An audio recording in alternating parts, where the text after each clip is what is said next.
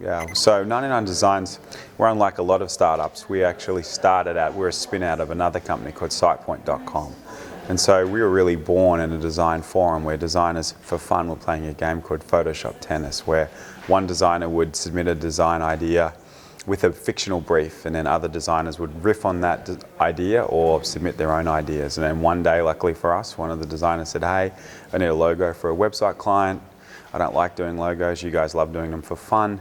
Here's the brief. Submit your ideas to me, and if I pick one of you, I'll pay you."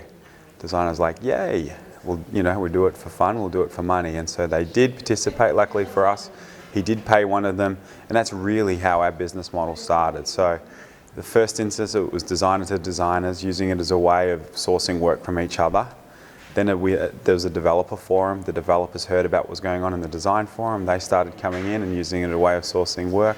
Before we knew it, we had a very messy forum with lots of activity. And so really the first iteration of our business model was as simple as charging people to submit a link into the forum. So it was like charging from the post a job. From there, it was really to test the hypothesis: was this something that would stick or would it disappear? And by charging for it, we determined that it would stick. And in fact, we increased the price once again to see whether it was real, really real. And then from that point, it was starting to generate a little bit of income. And so the first prototypes of the marketplace could be built. And then 99 Designs was spun out on its own in February of 2008. And so when we spun out of SitePoint, it was a couple of developers. We already had a community of designers, and we had an embryonic customer base. And so we were able to actually self-generate just enough cash to pay for the two developers.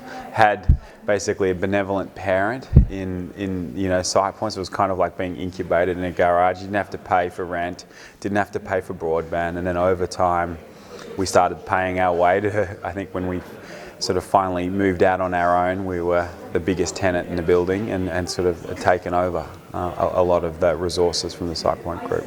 So I'm not the designer, I'm the business guy.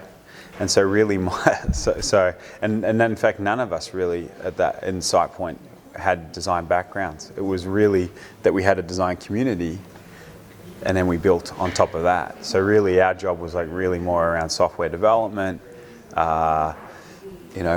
pricing, marketing, business development, etc. I think it's important that clarify. Actually I'm not the founder. I joined the business when we were 8 people. And so really my role was to come in, help take the business from 8 to now we're 115. And so I actually joined in Melbourne where we started, and then I moved to San Francisco and opened our office there.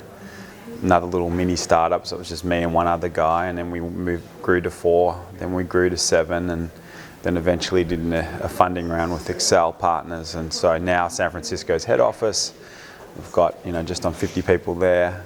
We have nearly the same amount in Melbourne, so we still do most of our development, not all, but most of our development out of Melbourne.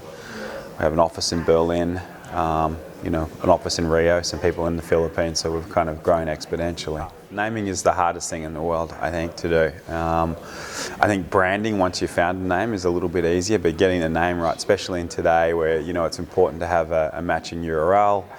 There's not that much choice anymore. It's getting expensive.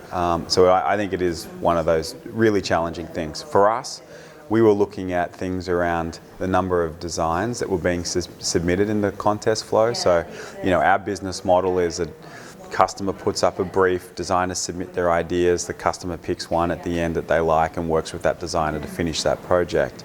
And so at the time when we were naming the business, there was about 67, 68 designs being submitted per contest on average.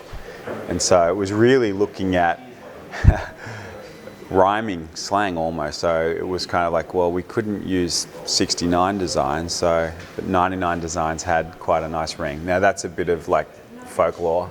The reality of it is, for us, it was about that rhyming. It was also that we know that especially in the old directory days, numbers rank above the alphabet, so we're always first on the list when it came to comparisons. And so that was part of it.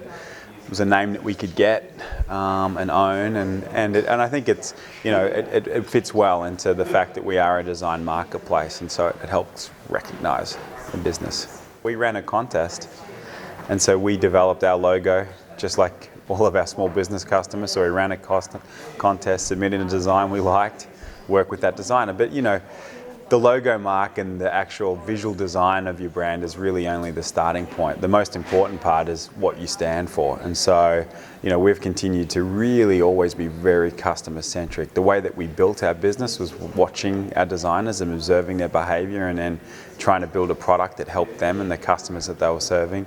Then we started to really throw our attention to our customers and tried to provide a good level of support, continued to listen, continue to iterate, and really build a foundation of a business based on delivering a service that customers needed. And I think that's, you know, that's how you start to build a brand. It's kind of more around actions and the way in which you handle yourself, and the service and the quality of the service that you deliver really starts to build the brand, versus, you know, some sort of magic name, visual combination, and it takes off from that. It's generally something much more important that underlines that, and that's around product value mix. So for us, we recognise PR as being a channel that we could go after. We really didn't have enough cash flow, and because we were self-funded for the first 3 years, we didn't have enough cash flow to really spend we didn't have much of a marketing budget.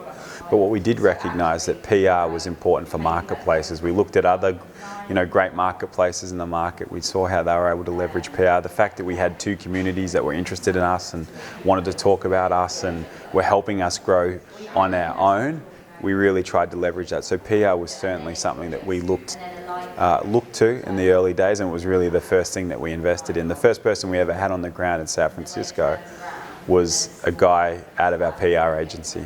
And so, you know, we really have worked on that. And when we move into a new market, we approach it that way as well. We're kind of looking at being hands-on, learning what the customers want in that market, as well as trying to create some sort of, you know, links with the press and build it. You know, in today's world, you know, search is everything, right? How do you get found? And PR plays an important part of that. You know, there's kind of the black hat SEO days are gone. Google's smarter than everyone. And so it's really important just to build, you know, quality foundations to your brand, and PR is a great way of doing that.